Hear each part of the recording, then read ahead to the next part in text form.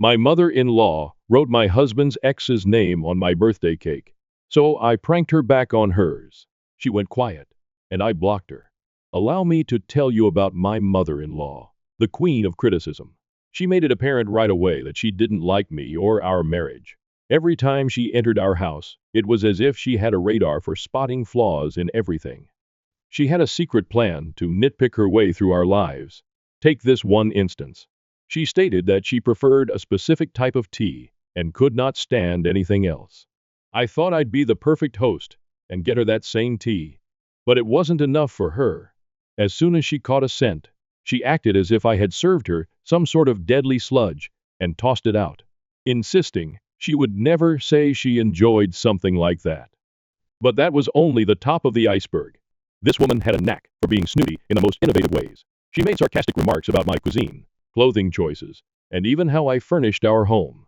It felt like she had a personal vengeance against me. You'd think my husband would put his foot down and advocate for me, right?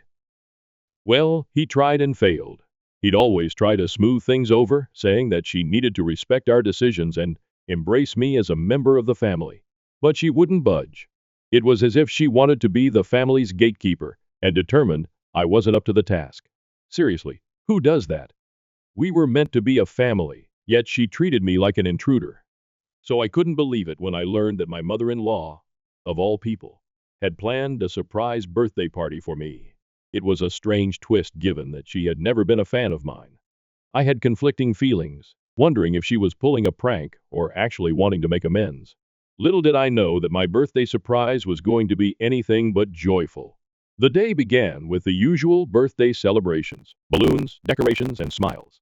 I tried my hardest to put my worries aside and enjoy the moment, but then the truth hit: the birthday cake. As they brought out the cake, I was delighted to see what it looked like. But imagine my surprise when I saw my husband's ex's name spelled out in huge, strong characters rather than mine. Seriously, how could this happen? I glanced to my mother-in-law, trying to figure out what was going on. She had a smirk on her face that suggested she was hiding something. Then she casually said that she had misspelled my name because she was becoming older and forgetful. Yes, right. It was evident that she did it on purpose. Who misspells their daughter-in-law's name and writes the ex's name on her birthday cake? It felt like a cruel joke, and I couldn't believe she had sunk so low. Everyone else seemed to be in astonishment, unsure how to react. I tried to remain calm, but deep inside, I was hurt and enraged. It was difficult not to take it personally, given all of her caustic words and disdain. When my husband saw the birthday cake, he was as surprised as I was. He sincerely wanted to surprise me with a unique birthday celebration, but his mother stepped in and offered to prepare the entire thing herself. It felt like a promising sign that she was now willing to try to improve our relationship. She expressed to my husband that she wanted him to have a good relationship with me, and was willing to make an effort. It was as if she was playing the part of a compassionate and understanding mother-in-law, leading him to believe she had turned a new leaf. He had no idea that it was all a ruse, a devious scheme to ruin my birthday and harm me in the process. I did not want to ruin the party, so I simply smiled. I had other things planned. Now, let me tell you some backstory. My mother-in-law seemed to have a penchant for causing difficulties by comparing me to my husband's ex. It was ironic, because my husband had informed me that she had never approved of his ex. Talk about déjà vu. What made it even more humorous was that my mother-in-law had been my father-in-law's second wife. It was as if she had casually forgotten her own history while messing with ours. The irony was too real. The narrative of my father-in-law was a mystery in and of itself. My spouse knew little about his other family, and I hadn't provided much information either. We just knew that my father-in-law had two families, and his other family seemed uninterested in this one. We heard rumors about a distant and troubled relationship with him, but the specifics were kept under wraps. It was as if there was a hidden barrier that we were never supposed to breach. After a year of marriage, I discovered that my father-in-law's divorce from his first wife was caused solely by my mother-in-law. It was like something out of a soap opera, with family secrets and drama around every corner. I couldn't help but wonder if my mother-in-law's incessant comparisons were an attempt to establish herself and fill the shoes of my husband's first wife. It was as if she was attempting to erase the past and establish herself as the ideal wife. But no matter how hard she tried, she couldn't change the fact that my husband's prior marriage was unrelated to me. We were our own pair with our own special love story. Coming back to the present, as I previously stated, I did not respond. I simply smiled at her mistake. My mother-in-law's birthday was the next day, so I decided to return the surprise. I decided to play a prank by writing my father-in-law's first wife's name on the birthday cake, rather than my mother-in-law's. Of course, I pretended to be completely innocent, blaming the bakery for the mix-up. Oh, her expression when she saw the cake, it was amazing. She was furious, and I couldn't help but smirk. It felt like karma had come full circle. All those times she had belittled me and made me feel unworthy, and now she was the one suffering the consequences. She began yelling and throwing a tantrum, but I stayed calm and composed. My husband attempted to calm her down, but she refused to listen to reason. It felt freeing to watch her lose control for once. I innocently asked whether she was okay, appearing to be unaware of the situation. Inside, I was gleefully chuckling. But she stormed out, unable to take the humiliation. My husband seemed perplexed and inquired as to if I had done it purposely. I refused to admit the reality, so I pretended it was an honest mistake. Come on, I must have picked up the wrong cake, I said with a completely innocent smile. He was completely taken in. It was my little secret, my opportunity to give her back what she deserved. I knew I shouldn't have descended to her level, but I couldn't stop myself from giving her a taste of her own medicine, and it felt great. Do you think I went too far by bringing up past wounds? My small birthday cake prank appears to have sparked quite a controversy. My mother-in-law is constantly moaning, claiming that I did it on purpose. However, as the saying goes, what goes around comes around. Of course, I denied it and pretended to be completely innocent. I reminded her about the time she ruined up my birthday with the tea incident and how I didn't respond the same way she did. Come on, it was only a cake, right? There's no need to blow everything out of proportion. But you know how mother-in-laws are, they're always looking for an excuse to be dramatic. She enjoys the spotlight, and this was her chance to shine. The entire family is aware of how volatile she can be, so it comes as no surprise that they are all on my side. They've witnessed her dramatic antics before, and they're not buying it this time. It's actually rather funny how the tables have turned. She's used to being the center of attention and getting her way, but this time she's left red-faced and enraged.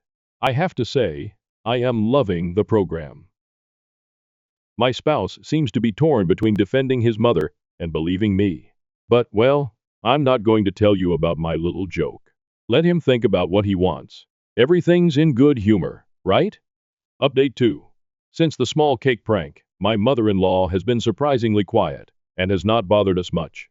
It's like a breath of fresh air, and life has become significantly more calm. Maybe my little joke had a bigger influence on her than I realized. Perhaps she realized her dramatic theatrics were not getting her anywhere, and decided to tone it down a notch. Or perhaps she's simply sulking in a corner, nursing her injured pride. Regardless, I'm not complaining. I can finally breathe without being constantly scrutinized and criticized. It's as if a weight has been removed off my shoulders, and I feel more liberated than ever before. Of course, I am not stupid enough to believe that this newfound peace would remain indefinitely. Knowing my mother-in-law, she might be able to recover from her drama quickly. But for now, I'm just going to enjoy it. Update 3. You know the saying, if you can't defeat them, block them. And this is exactly what I did. Life has been so much better since I decided to block my mother-in-law. No more nagging or drama, only lovely, peaceful silence. And thank you to everyone who supported me in the comments. It is comforting to know that I am not alone in dealing with a dramatic mother-in-law. Your words of support have given me strength. When she confronted me about blocking her, I just acted calmly and blamed it on network troubles. Hey, a little white lie never hurts anyone, right? Furthermore, it's enjoyable to tease her a little, I must say. I'm loving my newfound power and control. Blocking her has given me a sense of freedom and calm that I never thought imaginable. It's as if I have the remote control for her drama, and I get to choose when to turn it on or off. To everyone dealing with a dramatic mother-in-law, be strong and don't allow anyone to knock you down. Until next time, be careful and live your best life. Bye for now. Opinion 1. NTA for sure. Dealing with a demanding mother-in-law may be a nightmare, and you took the necessary precautions to keep your sanity. Blocking her was a wise decision, because network troubles occur all the time, right? You deserve to live a tranquil, drama-free existence. Don't allow someone to guilt you into coping with unwanted karma. Continue doing you, and enjoy the well-deserved peace. Opinion 2. NTA is my gal mother. In-laws can be a pain in the neck at times, and you may have to take action yourself. It's critical to prioritize your mental health, and if that means avoiding toxic people, then so be it. Stay strong, and don't let anyone make you feel guilty about putting yourself first. I noticed a sudden change in my husband's behavior. He went from being deeply depressed to overly calm and happy, which seemed off. We are going through a really tough time right now, and he's been really depressed. Well, he was until 3 days ago, when all of a sudden he's all calm, happy. Like a switch flipped and he's absurdly calm, as if he wasn't sad before. It sent my alarm bells ringing, but I chalked it up to him, just trying to get over his emotions. We live 15 minutes from a big university, where both of our children, 21 and 19, attend. They came home randomly yesterday, and I was caught off guard. They said their father requested them to come over because he wanted to give them something. He proceeded to give them 2 boxes full of their childhood memories. Teddy bears, photo albums, old toys, etc. It was so odd because they're in college, and one lives in a dorm, and the other lives in a college apartment with friends. It would make more sense for that stuff to stay here at the house. But he seemed so insistent on giving them these relics from the past, and seemed overly happy to do so. Today he stayed home from work. I work part-time and didn't have work today. He's been cleaning all day. He's always helped clean up, but today he's doing a deep clean, which is something he usually dreads doing. I'm worried. I don't know what this mood switch is, and I don't even know what to search on Google. It seems like normal stuff, but I know him, and this is definitely not normal, especially the suddenness. Does anyone know what could be happening? Has this happened to anybody else? Update. 1 day later. I want to thank everyone who commented. I only had 45 comments when I decided to talk to my husband, and hadn't been on Reddit since. So coming on and seeing 300 plus comments is overwhelming. After reading those comments and seeing suicide mentioned so much, I got a knot in my stomach and researched behaviors of someone ready to commit, and sure enough, it matched his. I got so mad at myself for being so ignorant to behaviors of mental health crises. I went to talk to him and told him I love him so much, and that if he was planning to do something to himself, that he didn't have to, and that I'd help him with anything. I said much more in a more loving way. He then broke down crying. Guys, I've only seen this man cry once, and that was his father's funeral, and even that was just a few tears. This was more of a cry. Full-on breakdown. I held him and we both cried. He told me that he was broken and didn't feel like he could go on and that we'd be better off without him. I vehemently told him that he was absolutely wrong and that we'd be destroyed without him. We talked for hours, and I asked for his permission to call his sister, who is the only person outside of our immediate family that he trusts fully. She came over and we all talked for a while. His sister and I convinced him to let us take him to the ER. Thank you guys for this advice. After the medical and mental evaluation, they concluded he was high risk, and they kept him. That opened my eyes to how bad it was. That's pretty much it. They still have him and I'm at home. His sister offered to stay with me, but I told her to go home. She has her own family, and I don't want to keep her from them. I don't know what to tell our kids, or even I should tell them. I'm lost and worried and just want to help my husband. Comments. Comment 1. You are an absolutely amazing human and wife. Do not assume you should have known. Most of us never even think of suicide as a real thing until it's presented like this. You did the most absolutely right thing by noticing signs and reaching to us. I'm so freaking proud of you. I know it's a lot to carry. You will go through waves of emotion. Please consider popping into a counselor just to talk it out. You will want to be strong for him, but you are human too, and this is heavy. Comment 2. Very well written. I second this about a counselor or therapist. Although we have to be strong for them, sometimes it is hard to carry. And there is nothing wrong with reaching out for any type of crutch during hard times. Comment 3. This post makes my day. I am so happy you got him help. You were able to do the thing that I wish I or someone else had been able to do for my friend. As for you children, you have to keep it age appropriate. With my 10-year-old, I tell them my friend was sick and he died and I miss him. With my wife, She knows the whole story. Truth is good for any relationship. Secrets kill. If your kids are older, tell them their dad is struggling with his mental health and you're getting him help. OP. Our kids are in college, so I can be more blunt about it. I'm more worried about if my husband wants them to know. I wouldn't want to divulge this info to them if he didn't want to. Maybe I'm overthinking. My mind is all over the place currently. Comment 4. I would not. He's trusted you. Don't abuse that trust right now. It's delicate. He gave you permission for his sister. Let the dust settle right now. Talk to a counselor. Tell them together if needed later. But this is a delicate time right now, with your husband and his trust in the world. Hope. This is how I'm learning. This is such a vulnerable time for him. I don't want to let them know until I know he's okay with it. I'm getting married soon, but my best friend's partner plans to propose at my wedding. I asked her not to, and we argued. Original post, February 21st, 2025. Hi Honorable Judge Charlotte and Potato Queens and Kings. Editor's note: nickname for Charlotte Dobre fans. I have come seeking your advice.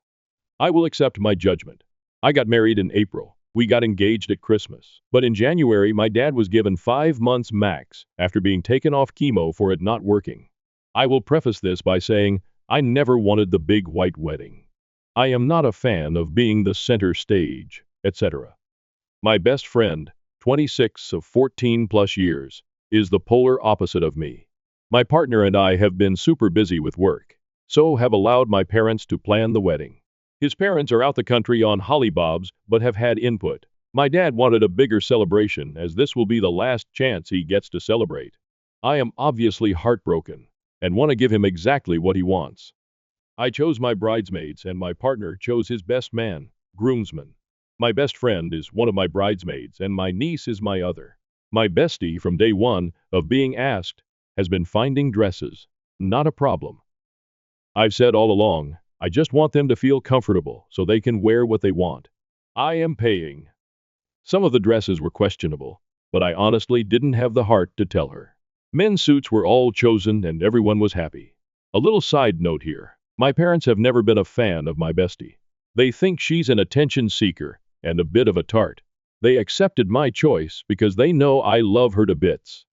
Last week, when we went to see my bestie, she had a baby recently, so I love going to see Bubba. She was saying, I think her partner, let's call him Paul. Paul is going to propose at your wedding and getting all excited. She kept saying how she wanted it to be a perfect proposal, and we have the perfect venue. That is true. The venue is stunning. On the way home from seeing her, I was talking to my partner and said that I didn't want him to propose at the wedding, as we were already celebrating a wedding, and my beautiful daddy, and didn't want to take away from that.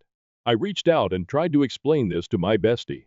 Her reply, if you are going to be a bridezilla, I don't want to be part of your rushed wedding. If you can't stand other people getting attention, you're really pathetic, and need to get over yourself. Here I will input, partner and I have been together 4 years. Her and partner have been together 1 year. Not that this is any sort of competition. But here is where I may be the bridezilla, a hole. My response, I'm truly sorry you feel like I've been a bridezilla, a hole. I've tried to be accommodating and as free-willed as possible. You've had your choice of dress, shoes, hair, makeup, accessories, which were all paid for by me. And we have accommodated bringing your baby, which of course we would as we love you.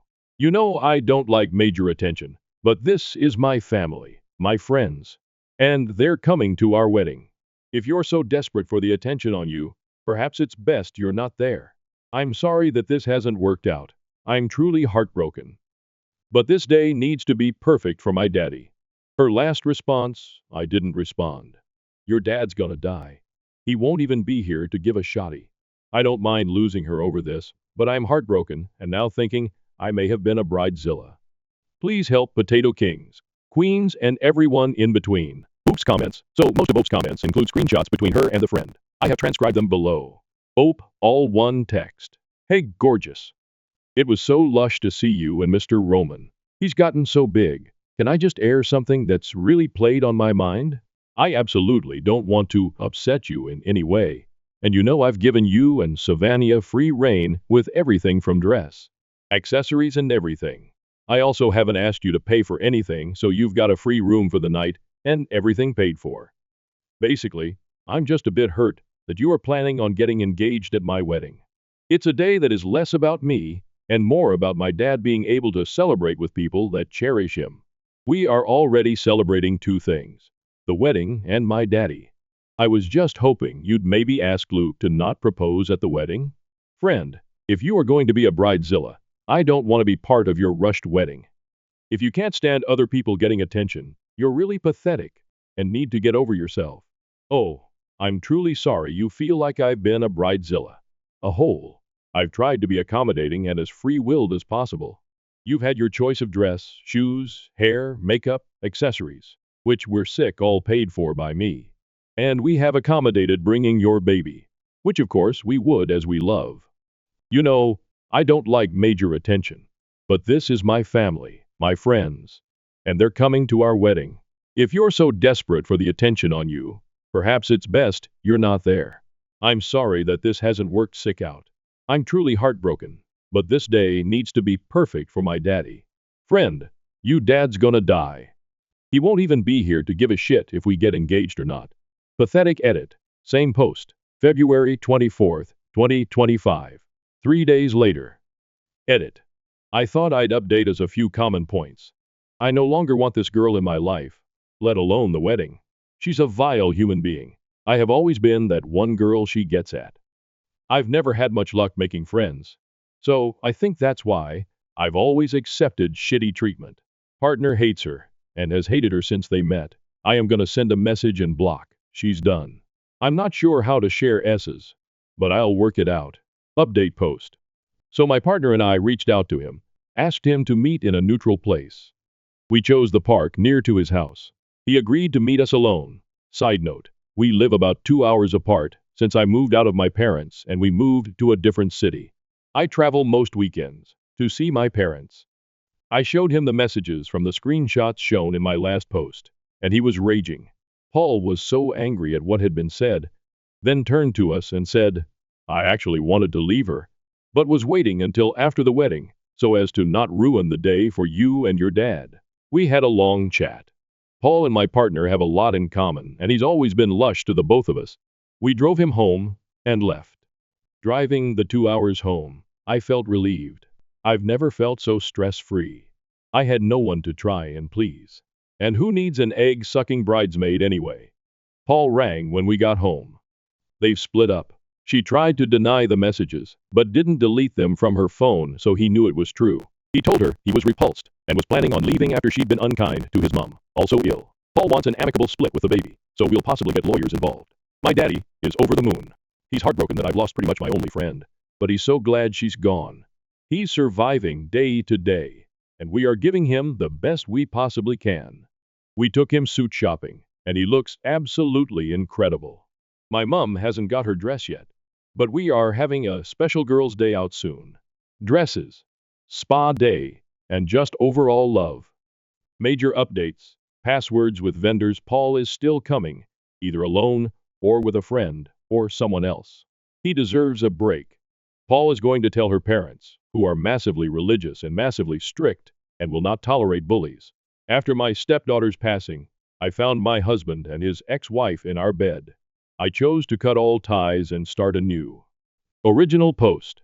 My stepdaughter, Becca, 14F, died 4 weeks ago. I've been in her life since she was 7 years old. We were extremely close. My husband, Derek, 40 million, his ex-wife, Sam, 38 feet, and I, 35 feet. Get along very well. There has never been an issue in the 7 years that I've been with Derek. Sam has always been kind to me. She didn't even care that Becca called me mom too. Right after Becca's passing, Sam had so much anxiety and depression that she was unable to be by herself. She has no family besides us, so we invited her to stay with us. Sam hardly leaves the house. She mostly just sleeps in Becca's room, which is completely understandable. I always tell her that I'm here if she needs me, and that I want her to take her time grieving, and that there is no pressure to go back to her home. Today, I needed to run some errands. So I asked Sam if she'd like to join me to get out of the house a little bit. But she declined and said she'd rather just stay at the house and sleep. I told Derek that I was leaving and that I would be back in 2-ish hours. He works from home. I also told him to check on Sam every once in a while and maybe try getting her to eat something. After stopping at the post office, I realized I forgot my library book that I needed to return, so I went back home to get it. As soon as I walked in the door, I heard moaning coming from mine and Derek's bedroom. I immediately knew what was happening, and my heart completely broke at the moment. I wasn't completely sure what to do, but I ended up deciding to confront them. So I walked to the bedroom and opened the door and began yelling at them both. Sam started having an anxiety attack and ran to the bathroom, while Derek kept apologizing profusely. I asked him what the hell was happening. He told me that he made himself and Sam some lunch, and they began talking about Becca and shared some memories. And then Sam ended up kissing him and he didn't pull back. And then it ended with them in our bed. They're begging me to understand that it was just grief that caused them to become intimate and that they both made a mistake. I don't know what to do. I love this man, and I love Sam. I'm heartbroken that they did this to me and put me in this position. I feel so stuck. Relevant comments. Great championship, 252. That would be hard for me. I understand grieving, but how is this excusing cheating? What happens next time he is sad? Edit. I misspoke when I said sad. Obviously, this is something beyond devastating. I still don't think it can be used as an excuse. Ooh. I don't want to excuse his cheating. I think I want to divorce him, but I'm anxious about doing it right after we lost Becca. Spellbound. Mama. Probably together. Do you both own the home? If it's in your name, change the locks. Stay strong and don't listen to his excuses. I am so sorry this happened to you during such a difficult time. Oh, up. Exactly what I was thinking, if I'm being honest. And yes, we both own it. When I told him to leave, he kept saying sorry and then said that he would leave and respect me wanting him gone for a while. Impulsive X thoughts. Are you seeing a therapist perhaps? You're dealing with a lot right now. It might be useful. OP, yes. I am in therapy. I've been with my therapist for other things for the last 3 years. She's been very helpful. I saw her yesterday and was able to figure some things out. Update 1. May 11th, 2024. I decided that I'm filing for a divorce. I can't ever trust Derek again. It sucks because we had an amazing relationship, I thought. He's always been great, so this was a complete shock to me. Last night, Derek came over to talk. He confessed a lot. Turns out it wasn't their first time having sex like most people thought. They've been having sex since 3 months before Becca died. I am completely shocked and heartbroken. Sam also reached out last night and thanked me for everything I've done for her and told me she was sorry. I didn't respond. I blocked her. I did so much for Sam and considered her a friend, so this hurts a lot, more than I can handle. This is all too much. As hard as this is gonna be, I need to leave Derek and cut them both out of my life. I am ready to do so. I am done. Also, some people are saying I deserve this because I should have known better than to let Sam into our home around Derek. But you need to understand that I'm a giving person. I trust people more than I should. I truly thought Sam was an amazing person. I know it's unusual to become friends with your husband's ex-wife, but it's just how it went for us, and I shouldn't be blamed for what happened. Thank you to everyone who commented nice things, and for the kind messages. You've all been helpful during this insanely difficult time. I appreciate it. Relevant comments. Impulsive X thoughts. Out of curiosity, what are his excuses for cheating? Those two are going to be in a world of hurt once the guilt settles in. They're going to be asking themselves why it had to be Becca, and will eventually come to the conclusion that it's their punishment for what they've done to you. I can pretty much guarantee you that. Oh, he told me that they just accidentally reconnected one night when I was away at my mom's. He was stressed we weren't conceiving and were having miscarriages. So, he vented to Sam, and then somehow that led to sex. It seems so icky to me. How can he vent about our struggles like that and then go and have sex with Sam? It's just awful of him. I don't understand it. Editor's note: remove the first half of the updates as it was a rehash of update number 1. Update 2. May 13th, 2024. I'm getting lots of questions about some things, so I figured I'd answer a few of them. Have I told anyone about what happened besides my mom? Yes. I told a few friends and some family members. Most of them are supportive of my decision and aren't speaking to Derek. Where is Derek staying? Currently, he's staying at a hotel. Our friends refuse to let him stay with them. He's lost a lot of people due to his awful decisions. Has he tried fighting me on getting a divorce? Yes. He begged me not to file for divorce, but when I told him I needed him to just let me go, and that I was too exhausted to fight him on this, he let it be and agreed to getting a divorce. Why isn't Derek staying with Sam?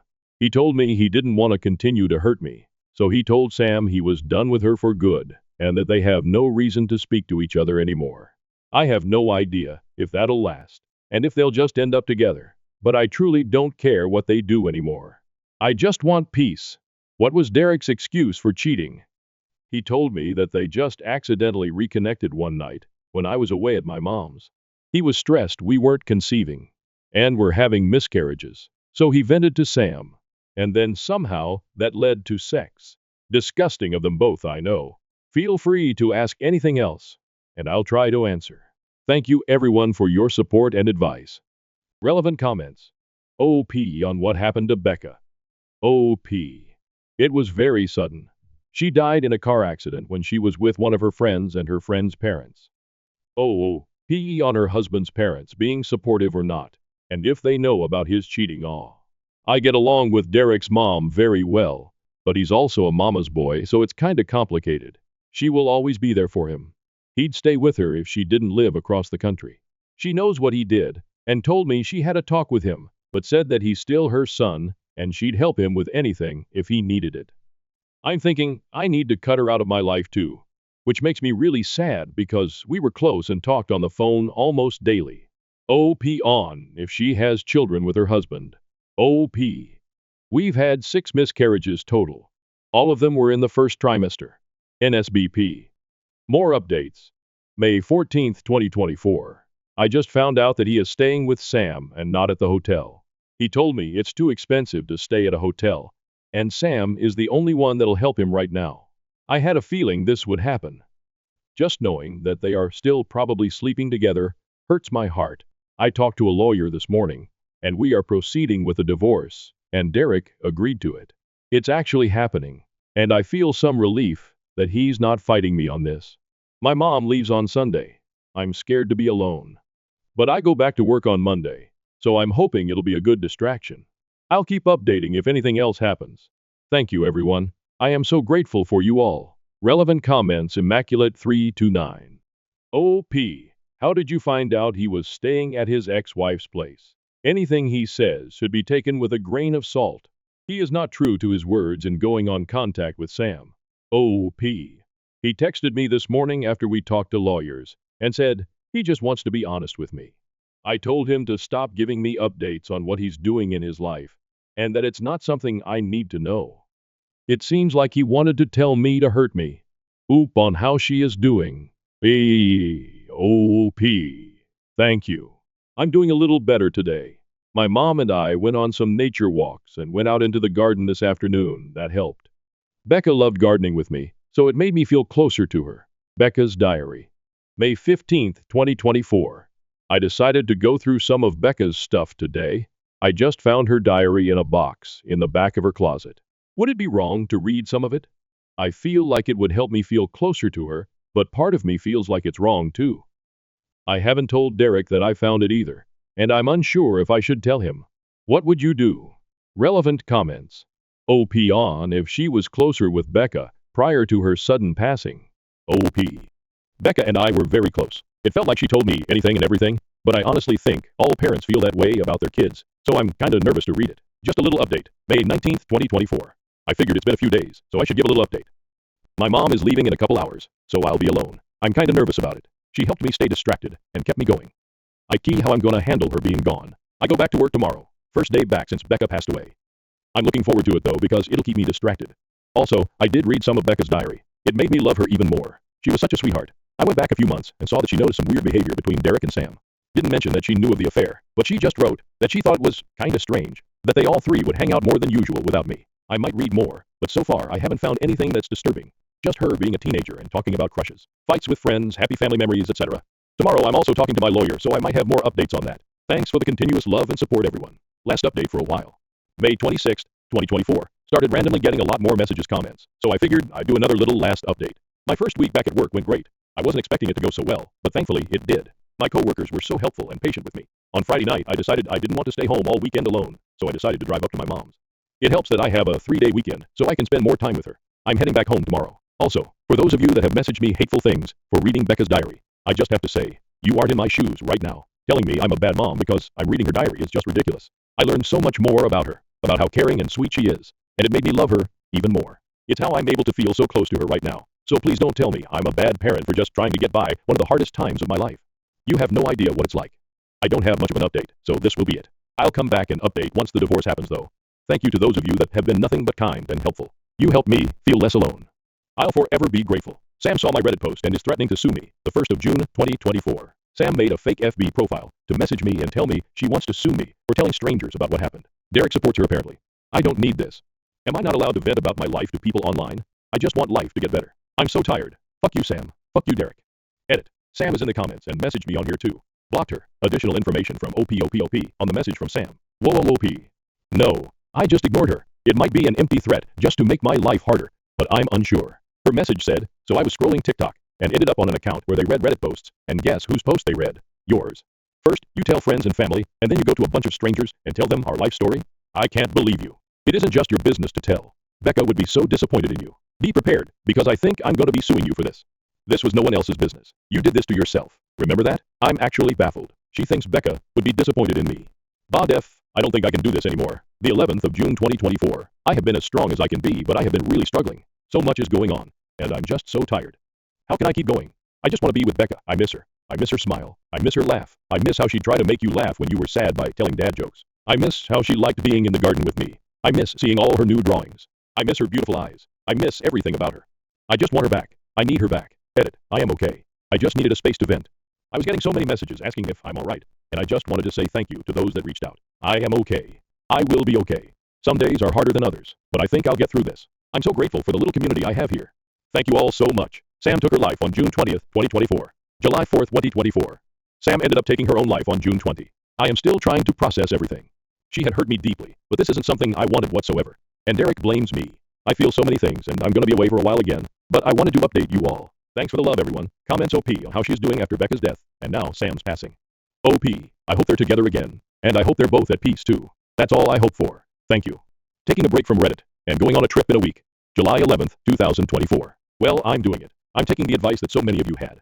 I'm going on a trip since my job doesn't need me till the August. I was so lucky I had my mom come stay with me a lot, and had my best friend come stay with me when my mom couldn't. But I felt like I was asking too much of them, so I decided that maybe traveling might actually be a good idea. In a week, I'm going to Norway. Becca and I always wanted to go there one day. It was on our bucket list. I'm actually excited. I'm also thinking of getting a pet when I come back, but might wait till I move. Thank you to those that recommended I do this. Becca would be happy I'm doing this. She'd be so freaking thrilled for me. You probably won't hear from me for a while. I'm taking a long break from Reddit and all my social media. I think it's best for me. But just know, I love and appreciate all of you that have been there for me. I would have been so lost without some of you. Yours truly, Alyssa. A few updates. October 24th, 2024. Hi everyone. I haven't been on here in so long. I got so many messages asking me to do an update, so here it is. Norway was absolutely breathtaking. I had so much fun and met some amazing people while I was there. I plan on returning in the future, for sure. A couple weeks ago was the 6-month anniversary of Becca's death. It's been hard, but it's getting easier to live everyday life. But it also pains me to say that because I feel guilty for moving on and healing. If that makes sense. Maybe it does to those who have also lost someone close. I moved out of Derek and my house a month ago and got myself a cozy little house all to myself. And oh yeah, I got a dog. His name is Charlie, and he's a darling little Cavalier Spaniel. He's been great. I absolutely love him. Also, I am officially divorced as of last week. It was a very easy divorce, and I'm so happy about that. But Derek didn't want any of Becca's things when we tried figuring out who gets what. He left it all to me. I tried hard to get him to take something because I feel like he'll regret it, but he said he didn't want anything. So I have all of Becca's stuff. I have no idea why he didn't want anything, but I have it all in the guest bedroom right now. I'm trying to figure out what to do with everything. Derek is apparently an alcoholic now and quit his job. He seems to be doing terribly. Besides all that, if I have anything else to share, I just want to say thank you again to all of my supporters. I've made some friends here, and I am so thankful for you all. I appreciate every one of you. Top comments, commenter 1. Alyssa. I think of you often and check back periodically for an update. I'm so happy to hear that your trip went well. Equally exciting to hear that you've moved on with your life, have a new house, and a dog. Cavaliers are so cute and sweet. Enjoy. Becca's things belong with to you. You will know how best to honor her. Wishing you the best life has to offer. Thank you so much for letting us know how you're doing. Commenter 2. I'm so happy you enjoyed Norway. I spent a summer there many moons ago when I was 17 years old. Lived with a host family in a tiny little town in the western fjords. It was amazing. I'm also glad to hear you are moving forward your life. You should definitely preserve Becca's things. I imagine Derek didn't want them see. He intends to head down a path of self-destruction, from which he may not come back. It's a shame he couldn't face his grief and find healthy ways to cope with the pain. If he had, he likely wouldn't have destroyed your marriage and played a part in the destruction of Sam. Last we heard from you, Derek was blaming you for Sam's death. Does he still blame you? Or is he too drunk to care anymore? Hold Becca in your heart and remember all the ways she was amazing. You may end up being the only one left to carry her memory into the future. My parents defended my brother's $40,000 debt, tried to access my bank account, and called me selfish for saying no. Here's how I fought back. I've been lurking around here for a while, but until now, I never felt the need to write anything. I'm 35 feet. I need some perspective because my family has finally pushed me to the limit. Somehow, I'm always portrayed as the villain, regardless of what I do. Dealing with this prolonged family issue that appears to have no end in sight has truly worn me out, both mentally and emotionally. I have developed my career from the ground up and am currently employed as a middle manager at a large Silicon Valley software company. I've worked hard and had many sleepless nights to earn all I own, including my house, car, and money. You wouldn't believe the terrible familial dynamics I had to overcome to reach this point in my life. I'll give you some background on our family's history. Since I turned 18, I have been totally self-sufficient. And I mean it in every sense of the word, financially, emotionally, and intellectually. The way my parents raised my brother and me was, to put it mildly, problematic at best. And they weren't exactly winning any parenting prizes. As a middle-class suburban family outside of Boston, we appeared to be the ideal American family. We lived in a good neighborhood with good schools. My mom taught elementary school part-time, and my dad worked in insurance. Beneath that idyllic exterior, though, there was an unwritten rule that influenced my entire upbringing. I was supposed to be the responsible one, the model, the one who always had to lead by example. While my younger brother Jason, 27 million, could do no wrong. From a young age, the inequities were brutally apparent. One instance in particular came to me when Jason was 8 years old, and I was 16. My parents grounded me for a month after I received a plus on a single chemical test, claiming I was wasting my potential. When Jason was caught robbing our dad's wallet for the third time that same month, they just said he was going through a phase. This was only one instance of the ongoing inequity in the way we were handled. It wasn't an isolated incident. Every time Jason made a mistake, and trust me, he made a lot of mistakes, it was ignored. He'll learn eventually, my mother would remark with that dismissive wave of her hand. Or, he's just sensitive, which was code for, let's pretend this never happened, and hope he figures it out. In the meantime, it felt like the sky was dropping if I even stumbled. The pressure was relentless and debilitating. Why aren't you trying harder? You need to set a better example for your brother. Don't you know he looks up to you? I worked part-time at a local coffee shop, volunteered at the library, took all of my AP classes in high school, and tried to keep my GPA flawless because universities look for that kind of thing. Jason, on the other hand, rarely attended class and mostly stayed in the basement to play video games. Nevertheless, I somehow had to try harder. No matter what I accomplished, it was never sufficient. They would question why I didn't receive an A plus in calculus if I brought home straight A's. Rather than praising me, my mother's first reaction after I was chosen valedictorian was, "I hope this doesn't make your brother feel bad about his grades." This scenario continued into adulthood, with Jason struggling to pass his classes and everyone saying, "At least you're doing your best, sweetie. Not everyone is cut out for academics." The bigger the stakes, the worse it got, if anything. Jason dropped out of community college after one semester because it was too stressful. My parents paid his rent for a gap year that ended up being 5 years of him finding himself. I worked 2 part-time jobs to pay for state college, one at a coffee shop in the mornings and another at a table waiting at night. I still recall the evening I moved away when I was 18. I was able to rent a small studio apartment with a roommate because of the money I saved from my part-time work. My dad said, "Well, you'll need to start paying rent if you're staying here anyway." When I told him I was leaving home, but they never asked Jason for $1 when he was still living at home at the age of 25. Because job hunting was emotionally draining for him, they even granted him an allowance. They never once offered to cover my living expenses or college tuition. Not that I expected them to. But it still hurt to see them go above and beyond for Jason. While I was on my own, I worked several jobs, took out student debts, and ate more dinners of ramen noodles than I would want to recall. Jason, meanwhile, continued to live with them until he was in his mid-20s, jumping from one failing job to another while always coming up with an explanation that it wasn't his fault. He would say things like, "The manager had it out for me," or "the company's toxic culture wasn't a good fit for my personality." He never acknowledged his own responsibilities and always pointed the finger at something outside of himself. And by covering up his filth and offering excuses, our parents encouraged this conduct at every opportunity. I worked 2 jobs while attending college, graduated with honors, and got an entry-level job at a software business. I worked my way up from there, putting in a lot of overtime and seizing any chance to get more education and certification. My parents never offered to help, and I never asked for it either. However, they had no trouble approaching me for financial assistance whenever Jason needed a little help to get back on his feet. Now, fast forward to last week.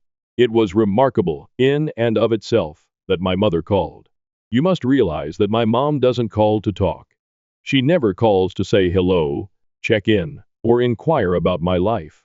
She calls when she's in need of things.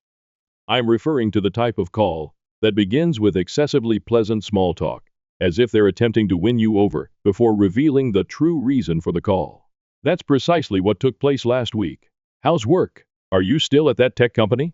Have you been eating well?" She asked at the beginning, which was so unusual that I knew something was up. My mother doesn't give a damn about my diet. The only thing she knows about my job is that I do something with computers. She couldn't even recall the name of my firm when we last spoke, which was during Thanksgiving 3 months earlier. Even though I had been employed there for the previous 5 years, she seemed to be trying too hard to sound casual, and the entire conversation felt forced. She inquired about my boyfriend. I've been single since my engagement ended last year, another narrative in which Jason played a not-so-insignificant role, and apartment. I've owned a house for 2 years. Even my cat, to which I have never given birth due to an allergy. Every question reminded me of how little she truly knows about my life, and felt like a tiny paper cut. Jason was in trouble once more when she struck me with it. I wasn't shocked. Jason seems to get into problems all the time. However, I didn't anticipate this. He had apparently accrued $40,000 in debt, not the kind of debt that can be dismissed as young folly, such as credit card debt or student loan debt. No, he had borrowed from some very dubious individuals, and they were now sincerely demanding their money back. My mother's voice broke as if she were going to cry, which I'm sure she believed would get me to give in. It has worked numerous times.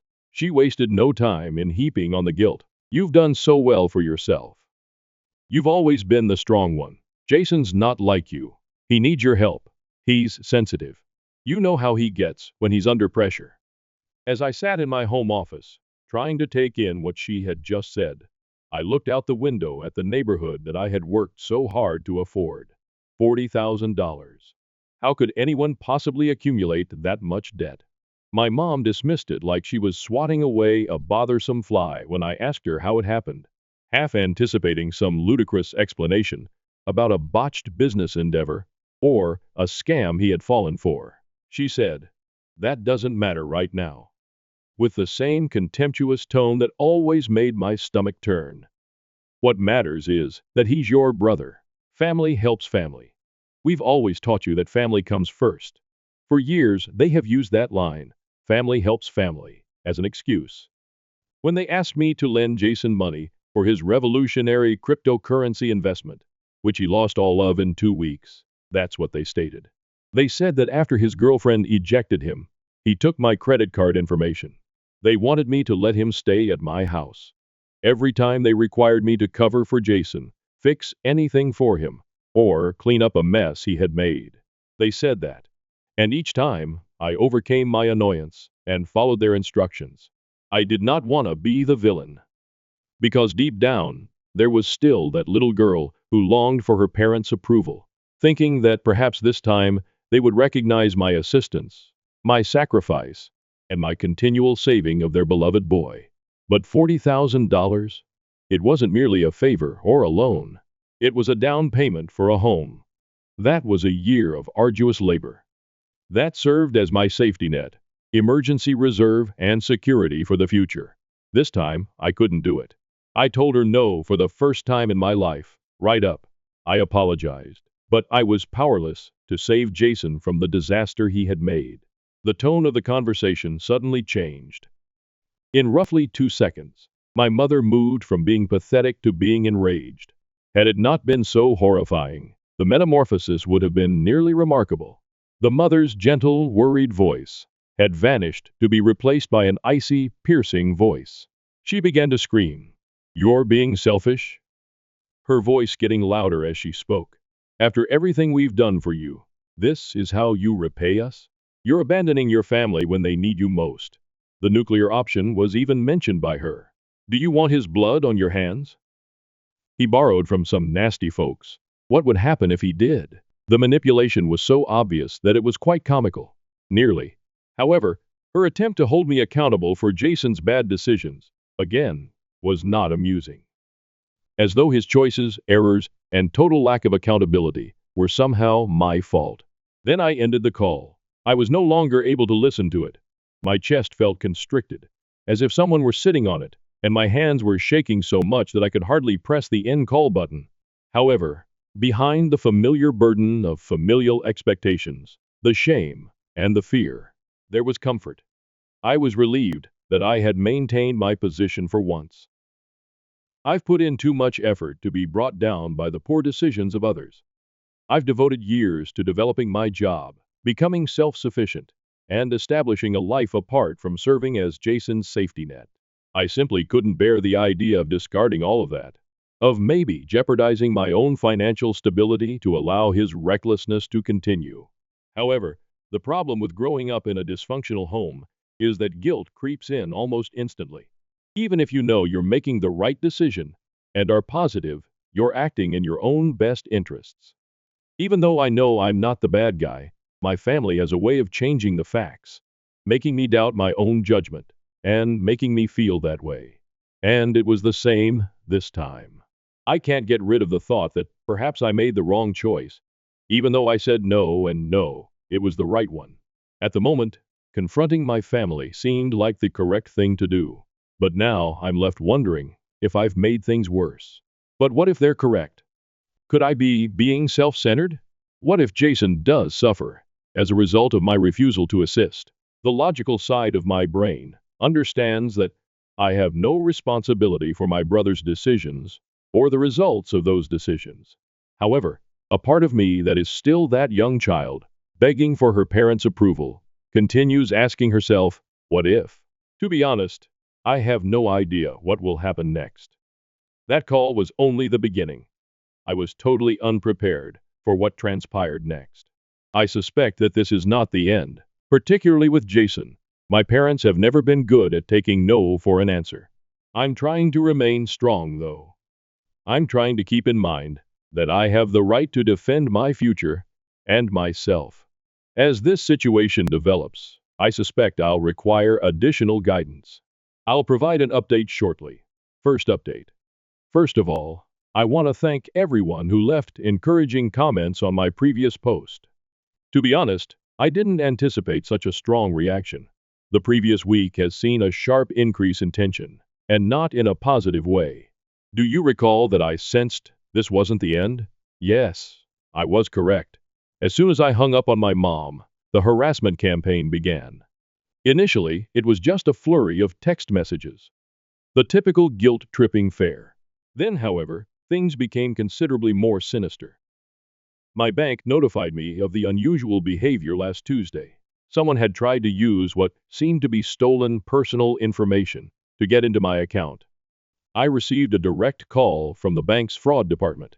They claimed that a huge transfer attempt using my credentials had been detected by their security system due to the suspicious IP address. The fraud investigator told me that the person who attempted to access my account had my mother's maiden name, my social security number, and even the name of my first pet, all of which are standard security questions.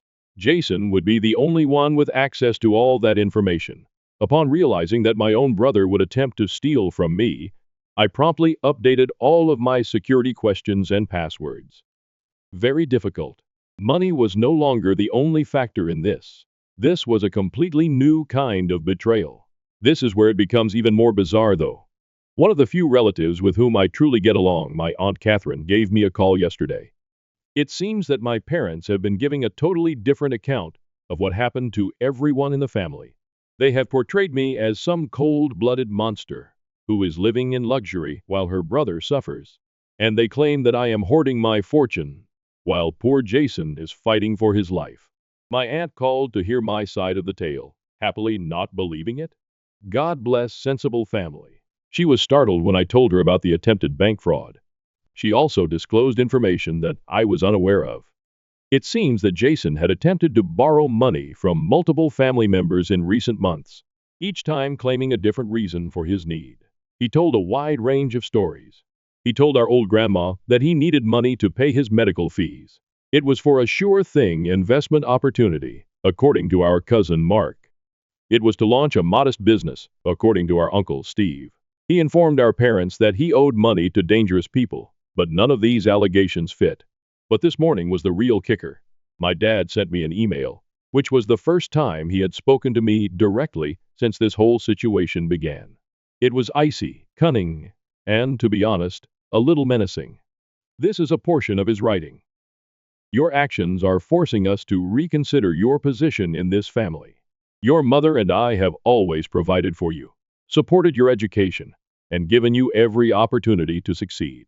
Your current success is a direct result of our sacrifices. If you continue to abandon your brother in his time of need, there will be consequences. Think carefully about your next move. The part about them funding my education made me laugh. My student loan payments are still ongoing. However, the warning was unmistakable. Assist Jason, or risk being cut off from the family. They believe they can control me by threatening to isolate me. So they are attempting to use familial ties as leverage. They don't seem to realize that I've been essentially cut off from them for years. We have always had a conditional relationship. I have to take care of Jason. I have to play the part they put me in, and I have to accept their perverted definition of family devotion. I have discussed the attempted account hack with the IT security team at my firm. They are assisting me with protecting all of my gadgets and accounts connected to my job. Additionally, I've begun recording every single text, email, and voicemail. Even if I find it hard to believe, I must gather proof against my own family. The most bizarre aspect of it all, Jason's girlfriend, or ex-girlfriend, depending on their present situation, sent me an SMS. Jason has been acting strangely recently, she told me. We've never been close, but she was worried enough to contact me after hearing him make cryptic remarks about getting what's his and teaching people lessons. This weekend, I'm going to install security cameras at my house. I may be too cautious, but I'm not taking any chances in the wake of the bank account disaster. I never imagined that I would need to defend myself against my own family, but I suppose that's where we are at the moment. $40,000 is only the beginning for those who are wondering why I don't just pay the money to make this all go away, even if I wanted to, which I don't. According to my aunt's disclosures of Jason's previous borrowing attempts, his overall debt is likely substantially larger. Helping my brother is no longer the goal of this. It's about supporting a detrimental behavior pattern that must end. Next week, I have an appointment with a financial advisor to go over all of my accounts and implement additional security measures. In order to understand my alternatives in the event that the situation worsens, I'm also thinking of talking to a lawyer about the attempted fraud, not necessarily to file charges. If something important occurs, which is likely to happen shortly given the current state of affairs, I'll provide another update. I appreciate you letting me vent, and I want to thank everyone who commented on my previous post and shared similar experiences. Knowing that I'm not the only one coping with this type of dysfunction in my family is comforting. Second update. I made the decision to speak with Jason face to face following the attempted bank fraud. I detailed in my previous update. The events that followed were startling and yet detailed in my previous update. The events that followed were startling and yet completely expected. Jason's residence was my destination yesterday evening. It's a dilapidated establishment in a dubious area of the city.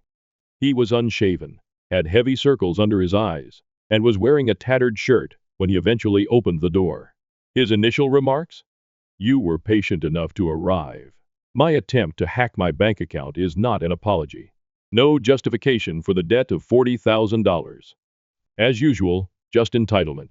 He gave me a disturbing response when I questioned him about the bank fraud. Mom and Dad said that if things became severe enough, you would give in. I was merely expediting the procedure. He said it so nonchalantly, as if he were talking about the weather instead of confessing to a murder. At that point, I became aware of something troubling about his flat. There were several phones and what seemed to be credit card statements with several names on them on his coffee table. He swept them into a drawer before I could get a better look. When I understood that this might be more than simply my bank account, my stomach fell. My parents arrived just as I was ready to depart. When I got there, Jason had apparently texted them. They stormed inside his residence, as if it were their own. Naturally, Mom was crying, and Dad was enraged. This led to the most heated family argument we've ever experienced. Dad began by expressing their disappointment with my self-centered actions. Mom said that they had failed as parents because I had shown myself to be so heartless. The worst part is that they really defended the bank fraud attempt when I brought it up. Mom said, he was desperate. When you declined to assist, what option did he have? People sometimes make mistakes when they're backed into a corner, Dad continued. What I was hearing was unbelievable. So if it involves family, is identity theft acceptable? I inquired. How did they react? No matter what, family helps family. I lost it at that point.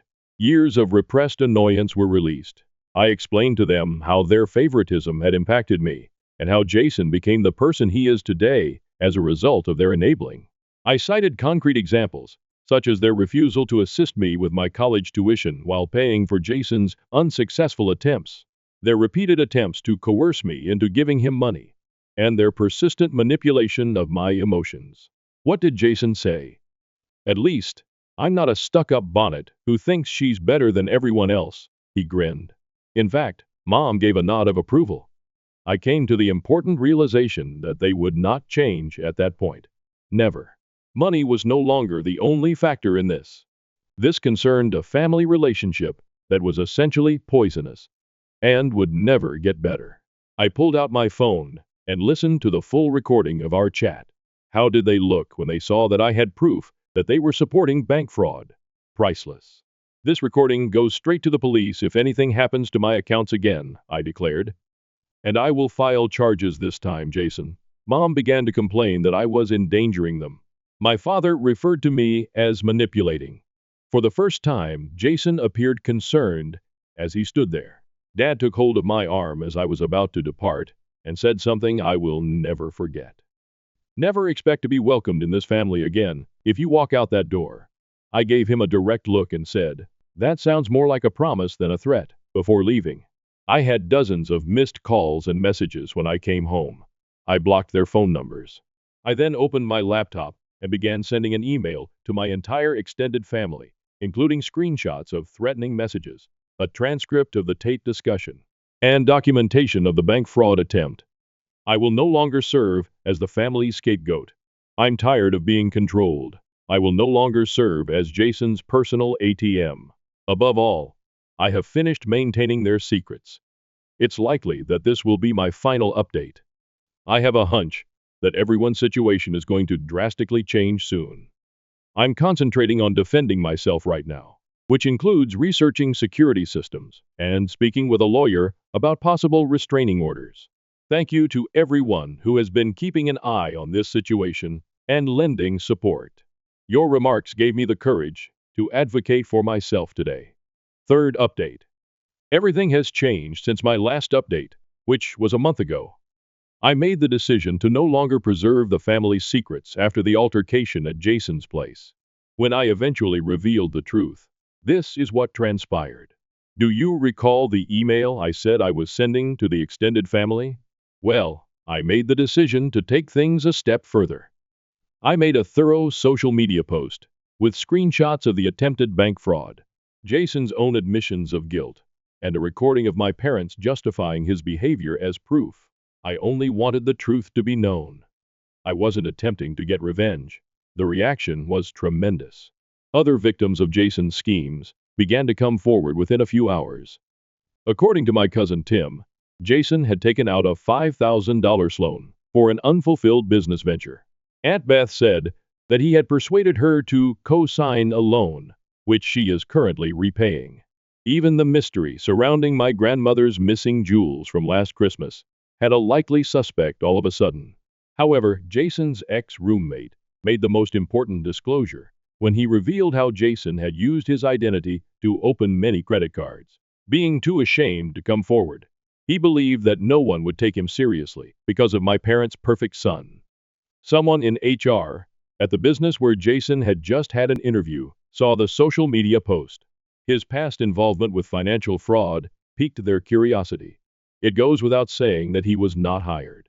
My parents, standing in their social group, suffered greatly. They had supported their struggling son for years while presenting themselves as the ideal parents, handling one ungrateful daughter. Everyone was aware of the reality now. After complaining to their churchmates about my selfishness, they began to distance themselves from me. All of a sudden, Dad's golf friends were too busy to play every week. Mom attempted to minimize the harm by accusing me of lying, but the facts were clear. They were unable to justify their own recorded comments, the text messages, or the bank records. Their carefully constructed image fell apart. When Jason's current roommate viewed the post, it was the real game changer. When he consented to share his apartment, he was unaware of Jason's past. Jason received an eviction notice within a week. People don't want to live with someone who tries to commit bank fraud, it turns out. According to what I've been told, Jason works 3 jobs to pay off his debt. He is finally being held accountable for his acts, and his credit has been damaged. Surprisingly, my parents have stopped using social media. No more quotes about ungrateful kids or passive-aggressive posts about family values every day. Life has never been better for me. That job promotion I applied for? I understand. I've been able to concentrate on personal development without the continual drain of family turmoil and money exploitation. What a concept. I'm finally meeting someone who respects and understands boundaries. Mom and Dad no longer discuss me at all. According to the few family members I still communicate with, put an end to guilt tripping. No more attempts at manipulation. At last, they've realized that sometimes social accountability is the result of acts having repercussions. To everyone who has to deal with toxic family members, Sometimes letting the truth speak for itself is more effective than going to court. The wrong people will come out, and the right people will listen. Legal repercussions were not my family's biggest fear. Rather, it was the public discovering who they really were. By speaking up instead of keeping quiet, I not only freed myself from their control, but also gave others the confidence to defend themselves. We appreciate everyone who has supported and followed this adventure. I feel really free for the first time in my life. It's acceptable when the family you were born into isn't the one you need. Now, I'm assembling my own network of people that respect integrity, accountability, and sincere concern for others. My last update will be this one. Now that the story is over, I'm prepared to begin a new chapter free from guilt, deception, and the never-ending weight of providing for others. And what do you know? No lawsuit ever could make that feel better.